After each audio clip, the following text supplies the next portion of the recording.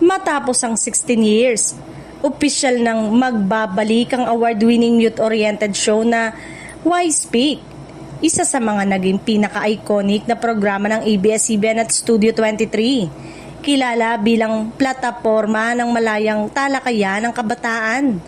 Muling sisigla ang programa sa pakikipagtulungan ng Caritas Philippines na layong palalimin hindi lamang ang kaalaman kundi pati na ang kamalayang panlipunan ng bagong henerasyon.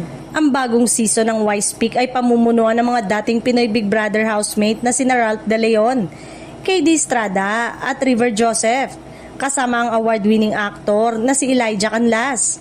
Makakasama rin nila ang dalawang babaeng host na inaasang magdadala ng sariwa at balanseng pananaw sa mga diskusyong tatalakayin sa programa.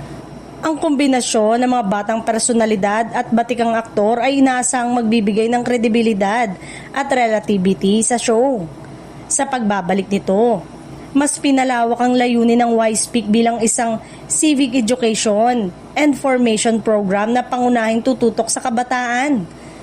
Tatalakayin dito ang mahalagang isyong panlipunan, pampolitika at pangkomunidad na may direktang epekto sa buhay ng mga kabataang Pinoy, habang hinihikayat silang magsalita, makinig at makilahok sa makabuluhang diskusyon. Unang umere noong 2005, ang Why Speak ay naging flagship show ng Studio 23 hanggang 2010.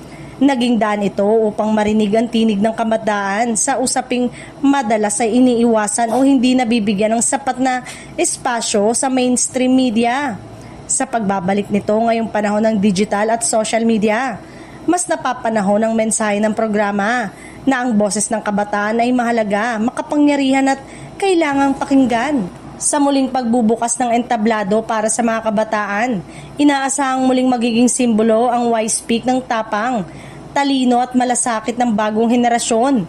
Tunay ngang buhay na naman ang sigaw ng kabataan.